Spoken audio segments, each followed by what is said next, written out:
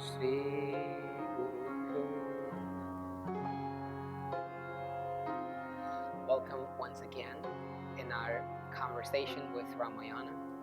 And as we studied in the previous class about some verses in which sages were asking Sage Sutta to deliver to them the truth by which they could quell all sorts of unhappiness and all sorts of pain and agonies that prevail in this world.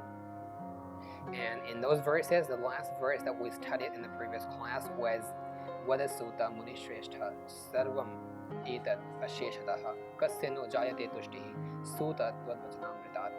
They tell Sutta that, O Sage Sutta, you are the greatest among greatest sages, and now we want to hear from your mouth, from your voice, that how to mitigate all those sorts of untruthful words that have enveloped people's lives, their minds, their actions, their behaviors in this modern era. Which would happen. Sages, they know what is going to happen in the future, and so they are talking about it in sort of conversation. And in the next line of the verse, they said that who is a person that cannot get contentment when you speak something, because you are a trustworthy person. And this entire world is moved, is running only by trust. We trust everyone. We don't know anything when we are born as baby. A baby doesn't know anything. How do we know all these things that we know today? Because they are all informations that we gather from someone. And those all informations are processed in our minds, traveling through the path of trust. We trust in people who say us anything, something. And when the trust works, we believe that thing. Someone called a fruit some name. Someone told us that it's a mango tree, it's a palm tree, it's an orange, and we believe that because we had trust in a person that whatever the person is saying, it's the right thing. And so this entire world, entire planet is being ruled, is working, is running efficiently on the basis of trust among people that gather mutually in themselves. And so we see wherever this element of life, trust, breaks apart, all sorts of relationships, all sorts of mutuality shatters away. So trust among members of families, trust among members of business groups, trust among wherever you live with, whoever you live with is the other important thing. It is utterly important to have trust in everyone you live with. Without that, you cannot believe that person, and day by day that relationship would start degrading, and one day you'll fall. You'll find yourself completely alone in this world. So this thing, Kasyano Jayate Tushtihi, this line of the verse speaks out and informs us, suggests us that we should have trust in someone. We should confide in someone. Without that, our life becomes completely lonely, alone. We feel alone. And when Yudhishthira was in his exile, the Yama asked him a question. Tell Yudhishthira, who is the most lonely person in this world? Who is the most powerful person, powerless person in this world? And Yudhishthira said to him the answer that person who doesn't have friends is the most powerless person in this world. Because look, everyone is our friend. All family members are our members, closest members, because they behave us friendly, in a friendly manner. There is cordiality in relationships, and when these amicable relations occur, then we gather trust in people and we spread our power. Because all sorts of work cannot be done by a simple person, by a single person. If we want to do some great work, we alone cannot do that. A king wants to fight war. He cannot alone do that. He alone cannot do that. He requires horsemen. He requires elephants in previous times. Nowadays, he requires artillery. He requires air force. He requires all sorts of modern weaponry and people who work on them. This is collective. Collective force becomes the strongest force. And that's how relationships occur. That's how our power in this society work. We are powerful if we have friends and allies with us. We are powerless if we all let them go. If we let them go all away and never trust in our friends and allies and our members in which we are in relations with, in which we are related with, to whom we are related with. So the sages are saying that we trust you. You are the trustworthy person, and your word is like the truth. It's not like the truth. It's not simile. It's metaphor. It's metaphor. You are the truth. Your word is truth. You cannot use like. Your words and truth are equal things. So they say that whatever you say is truth in itself. So whatever we hear from you is the utter truth that we would deliver to the people in this era, and they would uplift themselves. And they say, Sudha Tvad-Vachanamrita. Who is the person in this world who cannot get contentment through the words, through nectarsome words of yours? And this is how they deliver their prayers to Sudha. And in the next verse, Sudha, Sage Sudha, is saying them, what is the truth? How a person can elevate himself and in a way that he never gets attached, never gets cladded by all these materialistic irregularities. We live in this world which is full of, that we see, that our eyes see, that our ears hear, that our sensory organs feel. We live in this world. Without feeling this world, we cannot live in here. Materialistic things, we will live in attachment with those things. We'll have to live with those things. The soul only works when it gets this body. This body is a materialistic thing. It's not gonna go forever with us. It's not gonna live forever with us. 80 years, 90 years, most of all, and most 100 years. After that, we have to leave this body. And the soul, the journey of the soul goes on and on. So what I was telling, that you live in this planet, you live on this earth, surrounded by materialistic things. The body that you call yourselves, that is most close to you, that is the closest thing to you, this body is also a materialistic thing. It's also the part of this materialistic world, so you cannot detach yourself from materialism. The way to live this life really, with pleasure, with complete dignity, with complete happiness, is to live the life attached.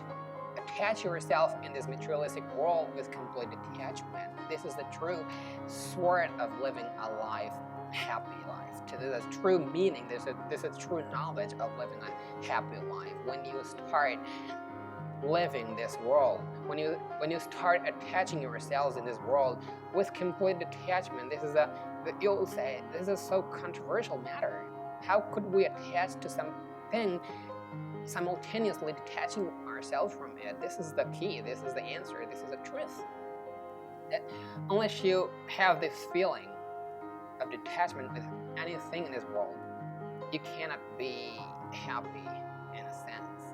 So being attached in this world, always remain detached from it.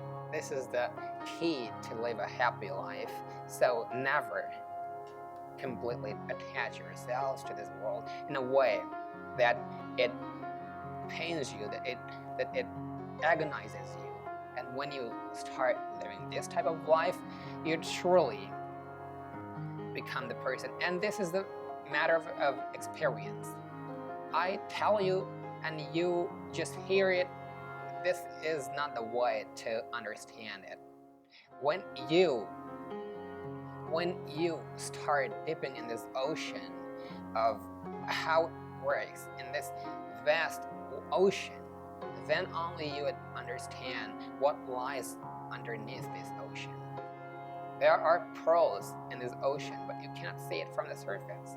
From the surface, you only see the waves that are rising, soaring high.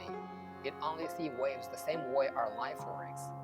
When you see this world from just this materialistic eyes, you'd see this glimmers, pains, agonies, pleasure, all sorts of mingled emotions and feelings. But when you delve deeper in this materialistic world, behind the truth, when you start moving yourself in the underlying truth of this wavy world, then you understand the depth of this creation.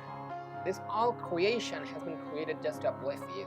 And we people just have indulged ourselves in this materialism that we forgot that we are gone so far. We have gone so far from the truth that this world, this creation, this nature was only created to uplift us, not for our downfall. So here comes the theory not to detach yourselves from the world, because all parts of this world are to help you, to emancipate you, to elevate you.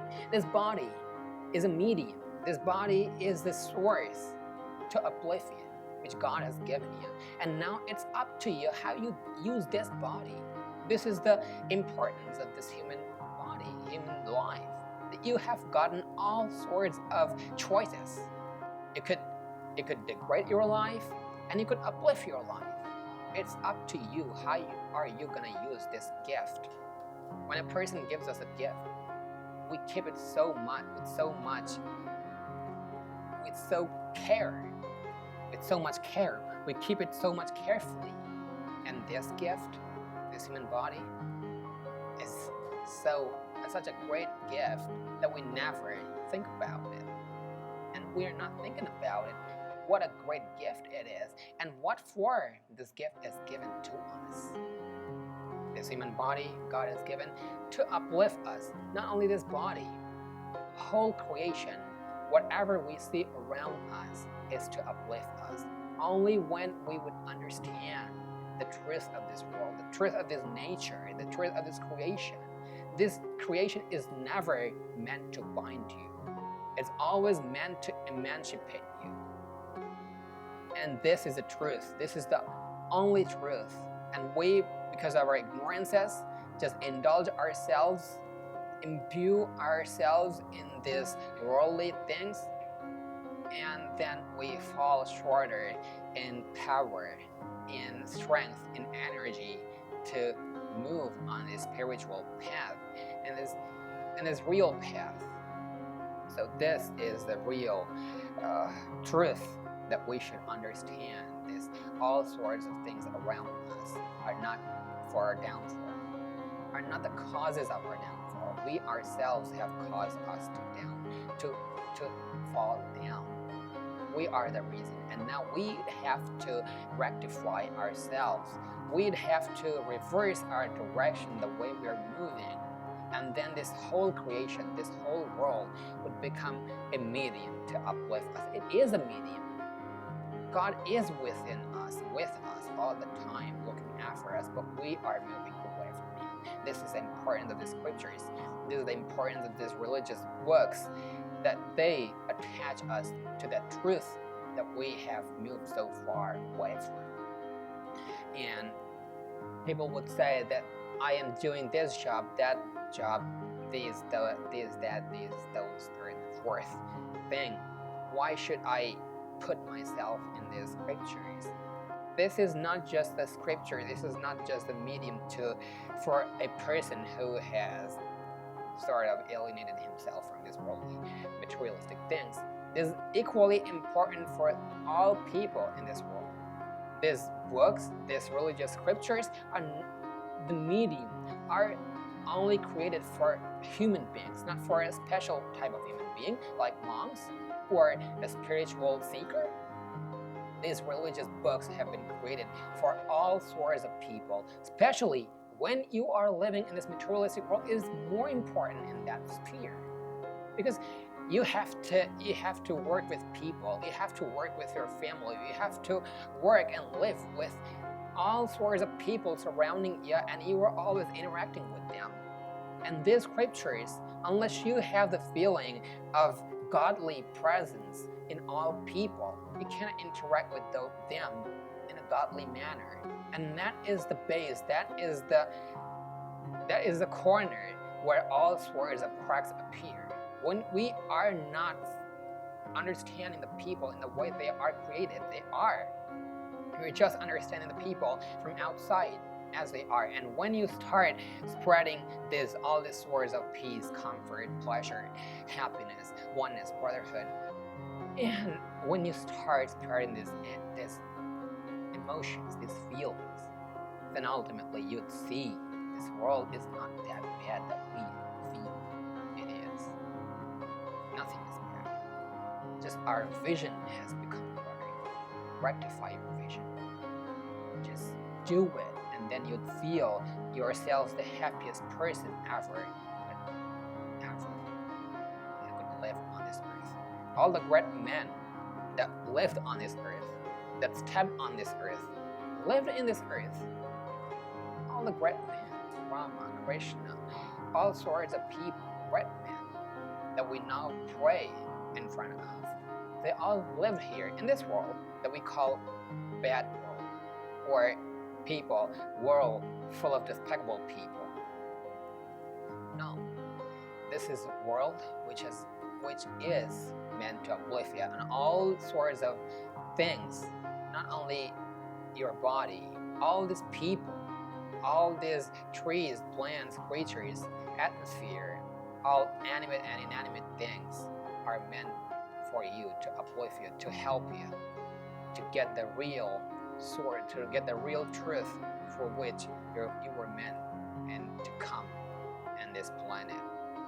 And that's how this verse tells and delivers us the truth that how we are connected to this world, and this world is connected with us. And when we live this world, and when we live in this world with a feeling that this world, all these sorts of things in this planet are medium for achieving some greater thing in life. They are just mediums for achieving some important thing in life that is the real thing to be achieved. Then this world never agonizes you. But this thing that if we understand this thing, then only this is gonna happen. When you have got some glass to drink water, and now if you indulge yourself in a glass without drinking water, how would the purpose of glass be served? The glass was a medium to quench your thirst, and unless you use that medium to drink water, you cannot quench your thirst. That's how, the same way, this world, this entire existence is meant to uplift you, to show you the truth that you were created for. And if you indulge yourselves in this world without understanding that it is a medium, not the utmost truth, then you're gonna be unhappy and live a unhappy life. So this verse actually directs us towards that truth. And in the next verse, Sage Sutta is answering the sages, and he tells that Shrunudham Rishayaha Sarve Yat Ishtam Vo Vadamya Kitam Sanat Kumaraya Naradena. He says that now, O sages, you have asked me so much about what is the truth, and now I'm going to deliver you the truth. And that truth is, once it was spoken by Narada to Sanat Kumars. And that truth was, what was that truth? And he tells that about what was that truth in the next verse, and he speaks out Ramayanam Mahakavyam Sarva Vedeshu Sammatam Sarva Papa Prashamanam Dushtagraha Nivaranam. And now he says that this scripture, this cryptic knowledge that is now encrypted in form of scriptures, that is now written down in here that we are studying and understanding. This truth was once spoken to Sanat Kumar by Narada, and this was Ramayana. This is Mahakavyam, this is the greatest poetry, and it delivers a great knowledge. Sarva Vedeshu Sammatam.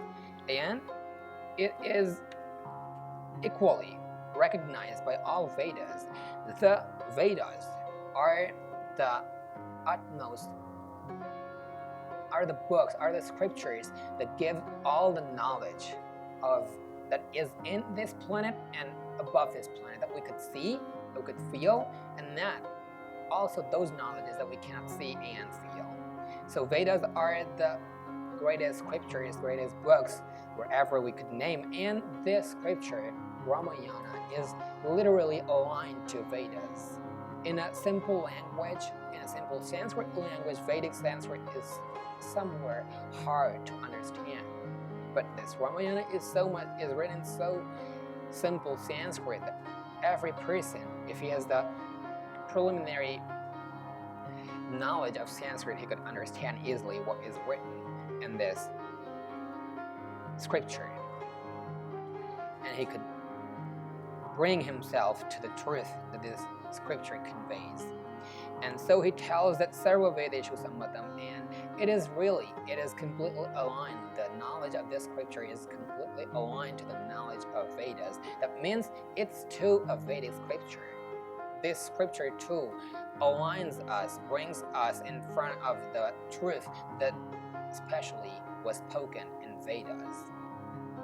And next he says that Gitam Sanat Kumara and Naradina Mahatmana, he says that this story, this truth was spoken by Narada to Sanat Kumaris. And how is this scripture? And then he uses this quality of this scripture. He says, Sarva Papa Prashamanam.